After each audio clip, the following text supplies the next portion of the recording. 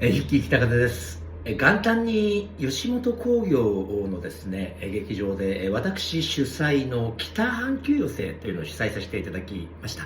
これがですね、まだ配信チケットを買うことができますので、非常に面白い内容です。よければね、ファにチェックしてみてください。